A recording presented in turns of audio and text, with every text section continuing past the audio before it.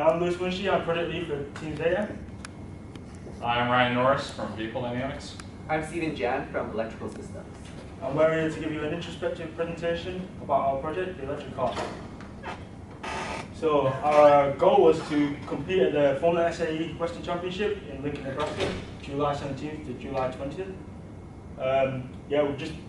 The course layout has just been released, so we thought we'd actually include this. Quite interesting. So we've actually got a bit of homework to do on here now. That's just a little bit of an extra. So next. So a little bit of background about our car. It's a fully electric vehicle. It's in its third year of development. We're taking the last year of that development. It's powered by two 11.5 kilowatt continuous motors, independent motors, producing about 80 foot-pounds of torque. It's got a top speed of around 60 miles per hour, and roughly the car weighs around 800 pounds with a driver in it. The great thing about this, it has the capability for torque vectoring and regenerative braking if we get around to it, which would be really fun to do. So our objectives for this quarter, we wanted to finish manufacturing the car, we wanted to run the car, we wanted to get all the control systems working together, and we wanted the car to pass tech inspection. That's our objectives for this quarter. So what did we actually do? We manufactured all the major components. We got the car to run as of last week. The control systems still not all work together. We've had successful bench testing, but we've still got the integration to figure out. So as of yet, the car will not pass technical inspection. So still lots of work to do in the last 4 weeks in the run-up to this competition. So those major components what I mentioned included the chassis, which some of you may have not seen at the Winter Design Review. We've extended the chassis to include new battery boxes, and we've finished those battery boxes. A much more rugged design, a lot safer design, and they've also been mounted. We've got a new set of firewalls, a nice one-piece firewall we'll see soon too. The body's been completed. As you can see, it's not full there, that was just a testing configuration. The controls box and the boards and the connectors have all been completed, as we said. We've still got to finalise the niggly issues, which Stephen will talk about.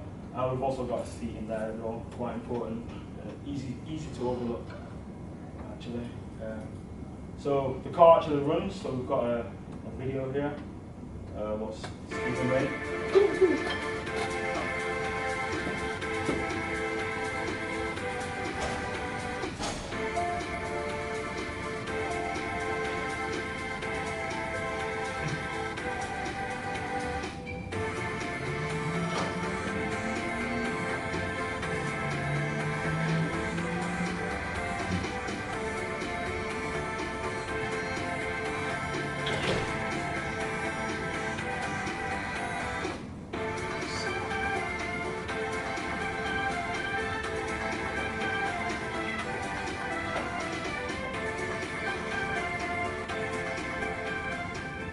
So those of you who are into your cars, you'll know that that's just a shakedown test. We took off the body panel so we could easily get to different components and quickly change them and things like this. So that was just our first ever test of this car. We got some raw data from that test real quick. One thing we really wanted to check is the handling of this car. It was designed with handling at the focal point, and extending these battery boxes outwards, you lose the mass localization at the center. We wanted to minimize that as much as possible, and we did a good job. So the car's at the threshold on initial test at the threshold of grip, 1G around corners. Which is really good at 25% power as well, which is really good. So that video there, you only saw 25% of its power. Okay, so for control subsystems, the systems work in theory, but not in real life. Okay, so each board was tested individually, but together they don't quite hold. Okay, so in order to pass test inspection, we need to work on our safety circuits, make sure that they work together, and then we need to waterproof our low voltage system. yeah, what is different about this car? I mentioned we made some changes. So the high voltage box, as I said, is different. This is what we've been doing this year. The controls box is down here. They're totally new, packaged totally differently to previous years, a lot smaller. The old box would not have fit in this gap here.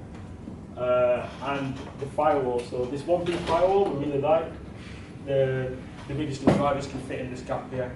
And it's, because it's one piece, easy to assemble and disassemble, which is really good.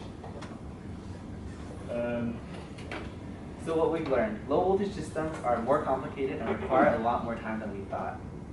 Electrical components available to us are not durable, were not durable enough for dynamic application.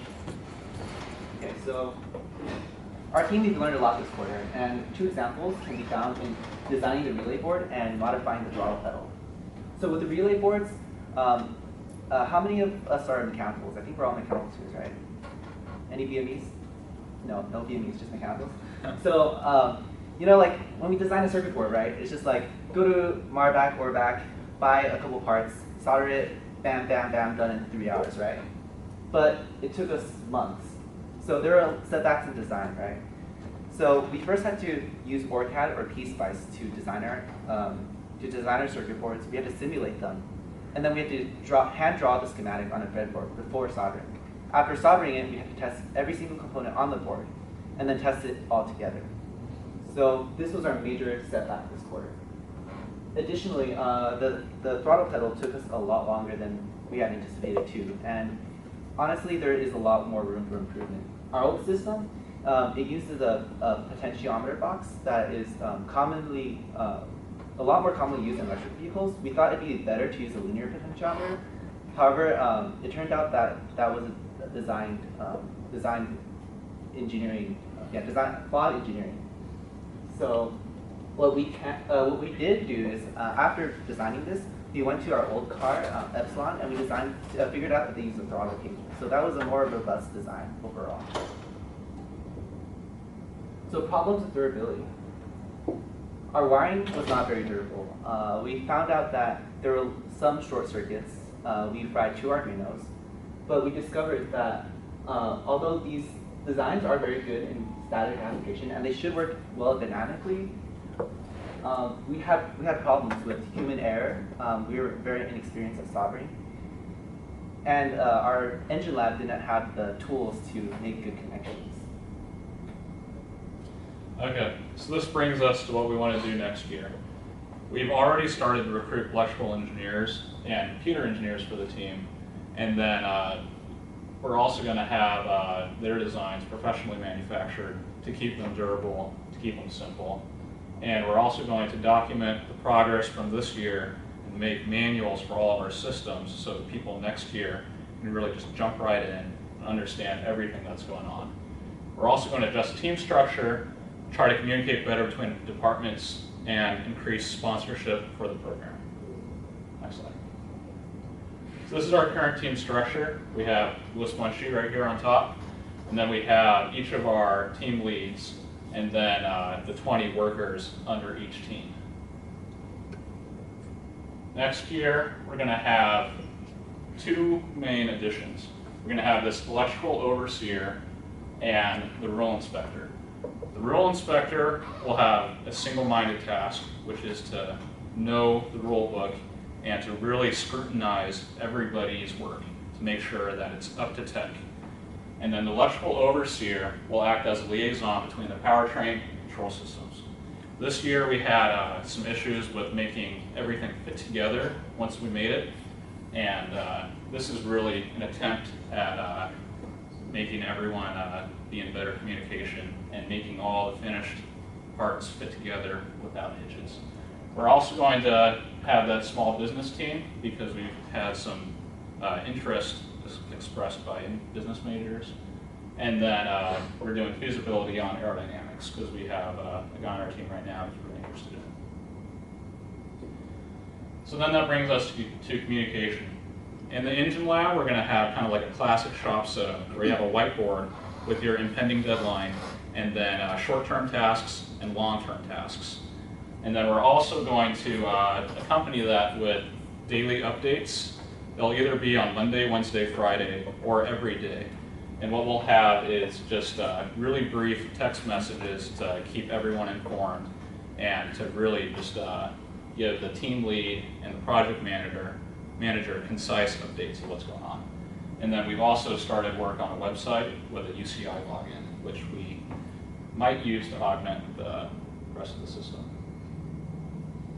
Thank you very much for your time. It was a pleasure presenting to you guys.